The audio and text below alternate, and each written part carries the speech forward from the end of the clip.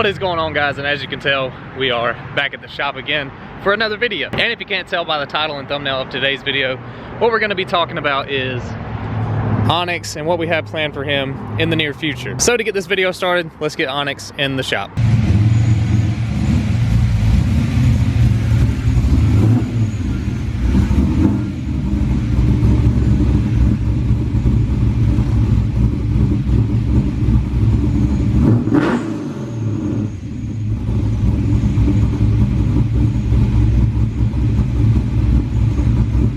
This video is not going to be crazy action packed, so that's probably all the action you're going to get, which still sounds really good. Alright, so we're starting the video off a little bit different today, and what I want to do is a like challenge. I haven't done this on the channel yet, and the goal being 150 likes on this video. If we can get 150 likes, I'd really appreciate it. It definitely helps out get these videos through the YouTube algorithms and stuff.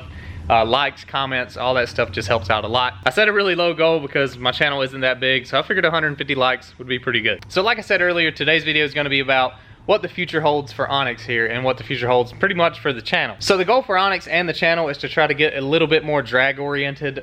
So that would be getting Onyx more prepped and prepared for drag racing, to do more of that, and also to go down the strip as fast as possible for as budget as possible. And yeah, I know that's kind of hard to do considering usually if you're on a budget, most of the time you don't go that fast. So the main goal for Onyx is actually to try to get kicked out of the track for going too fast without a cage. And you don't really get kicked out, they just tell you you can't make any more runs. They take and tell you you have to pretty much put a cage in it before you can run again, so that's what I'm trying to do. And most of the stuff I'm gonna be doing is 8th mile stuff because all the tracks that are local to me and close by are 8th mile. And for those of you who are new to the channel, this is actually a 1995 Mustang GT. It is a 302 car with a stock T5 transmission, stock clutch, and pretty much stock suspension, other than it has H&R Super Sport lowering springs on the front and the rear. Alright, so going into a little bit more of what's done to the car, I went ahead and opened the hood so we could get right down to business. So, like I said, it is a 302. It is a stock bottom end 302 with around 170,000 miles. So yeah, it is a Lunati Voodoo cam. It's got 587 lifts on the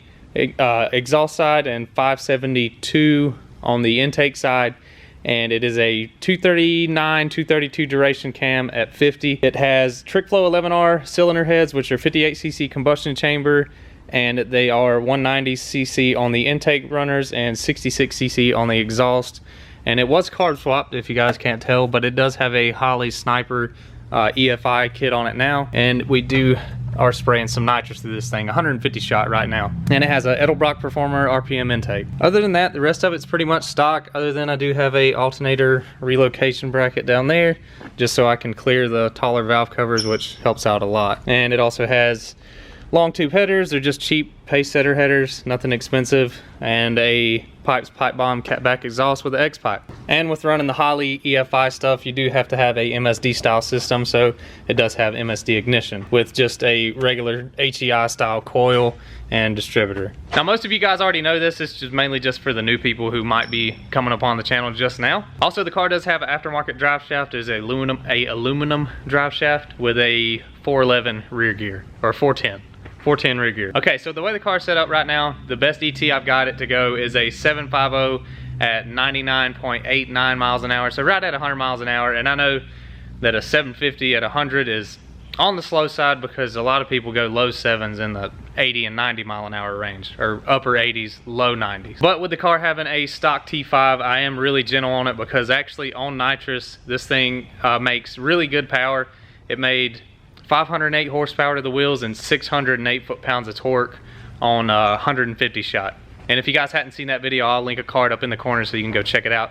Pretty cool little dyno day video. But yeah, like I said, it's got a stock T5 transmission and a stock clutch. So whenever you try to launch this thing really hard, if it dead hooks, something's more than likely gonna break, either the clutch or probably the input shaft or something like that on the transmission, or possibly the case. I know the T5 cases aren't that strong. So where I'm losing a lot of time is in the 60 foot. The 60 foot I'm running, I think the best I've ever got is a 178, which is really bad. I'd pretty much baby it out of the hole, just ride the clutch and sort of hit the nitrous after the 60 foot. which really slows down that 60 foot. But with what I'm rocking with the transmission, that's just kind of what I feel like I should do to try to keep the car going in one piece. But with that being said, now we're gonna talk about some of the mods we're gonna try to do to get the car to go that fast and what I think it needs. Okay, so first things first, we're gonna be doing suspension and chassis stuff. So that's gonna consist of probably doing some strange coilovers for the front with some good drag springs, like rated for drag racing with weight, probably around the 150 pound range at, you know, maybe a 14-inch spring. Same goes for the rear. I actually already have a coilover kit for the rear with some drag springs and set up for drag. I just got to get new struts or new shocks because the ones my buddy gave me, the shocks are actually bent from where he ran on stock control arms, and whenever he launched it at the drag strip, the bushings in the rear on the control arms were not bad, but they weren't good, and it actually pulled the rear end forward and was chattering the tires, and it bent the shock. So that's no big deal. I can buy some shocks for the rear, and I'll probably end up going with Strange for the rear because that's the coilover kit that I do have, and I'll go with the adjustable ones. All right, speaking of upgrades, we got another upgrade for Onyx right here in this box, but that'll be in the next video. We'll have to take and make you guys wait on that.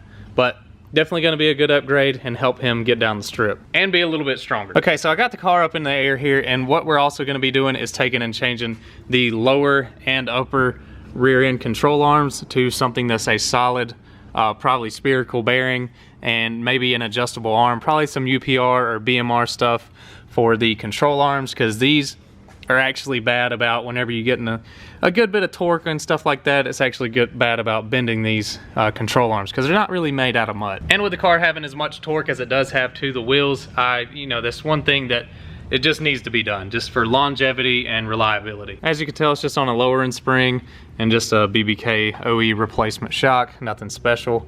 And also what we'll be doing back here on the chassis wise is doing torque box reinforcements, which reinforces these lower torque boxes here and the upper torque boxes, which are up here. You can't really see them, but yeah, up there where the control arm hooks up. I don't know if you can tell, but these things are just spot welded in. They're not, you know, full welded in or anything, and it's not that thick of metal. So whenever you do get good hard launches on these, and if you get something that dead hooks, it can definitely take and bend these torque boxes. And actually, I've had some buddies actually pull the torque box completely out of the frame and pull the spot welds loose. It was on a Fox body, and he told me, like, if you're gonna start doing any type of more drag racing, definitely do some torque box reinforcements. So that's gonna be going on the car as well. As far as wheel and tire setup goes, it's already on a drag pack, so I'm pretty happy with what's on it now as far as the tire and everything goes.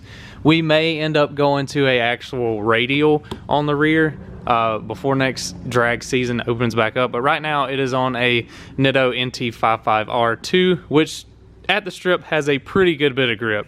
You heat them up just a little bit, they're not bad. They actually got a good bit of grip. As you can tell, somebody's been doing some burnouts. I don't know, it wasn't me. So that's some of the parts that I think it needs, and that's probably where we're gonna start with suspension and chassis, because that's just gonna help out tremendously in itself. But moving on to the big problem, if I wanna do a lot more drag racing, that is this thing right here. This T5 transmission, like I say, drive shaft's fine. It's a good drive shaft. But the T5 transmission and that stock clutch, those things aren't known to hold up to a lot of torque and a lot of horsepower. And they're only rated for 300 horsepower and 300 foot-pounds of torque. And my car makes double the torque rating of what it's supposed to be in a 3,000 pound car, I think is what it's rated at. And my car weighs right at 3,000 pounds. It's like 3,085 pounds. So it's held up for right now, but it's only a matter of time. So which brings me to my next thing, is probably trying to, like I said, I'm gonna try to do this as budget as possible. I've either thought about going automatic for doing a C4 build, which I've already priced it up. I got an uncle who runs a transmission shop, and he said he could build it to, he said you can put whatever you want to in front of it and it'll hold it. That total price ended up coming up to around $4,000 without the shifter, which I'd still have to buy a shifter and shifter cable for it, which is probably around the $400 to $600 range for the type of shifter I want, which would be like a TCI Outlaw or a Motion Rakes Works shifter or something like that. Or I thought about doing this. Just let me know down in the comments what you guys think and think if it's a good idea or not. I thought about taking and building a G4 style T5, which is rated for 500 horsepower, 500 foot-pounds of torque, but the car's on the lighter side. I honestly think that'll hold up good. So what I would do is actually take and buy a G-force case, and I would buy the gear cluster pocket bearing retainer that goes on the back of the gear cluster, which really beefs up the gear cluster bearing that's on the rear of the transmission. And if you guys don't know what that is, I'll show you whenever we get to that point in time, if we do. And the reason why I say that is because the G-force kit for the case is 300 bucks, and then the gear cluster kit and rebuild kit is, I think, around the $1,400 range. So I would essentially be in the transmission probably around the $2,500 to $3,000 range, which isn't terrible. But then what I would need to do is probably upgrade the clutch to a little bit better clutch, probably a stage 2 or something like that, that would hold up a little better than the stock clutch, even though it did really well. But now it's getting to the point to where on nitrous, it does tend to slip the clutch a little bit. Not all the time, but every once in a while. And I literally only spent $100 on the clutch from O'Reilly. And even on the dyno, whenever we went to the dyno day, the clutch never slipped, and I was just really surprised. So yeah, I don't know. You guys let me know down in the comments below what you think. If you think the ideas that I got are good ideas, or, you know, let me know down below what you think. Give me some ideas, help me out, and, you know, we'll try to go from there and see what we can do. But yeah, I'm really excited on trying to get this thing to go down the strip as fast as possible with doing some suspension upgrades and chassis upgrades. The motor I'm going to leave alone, but we're definitely going to have to do something about that transmission. And we'll leave the motor alone until it just dies. I mean, if it continues to run good, you know, more power to it. We'll see what happens. I know people say around the 500 horsepower, 500 foot-pounds of torque range on these 302s, they tend to split.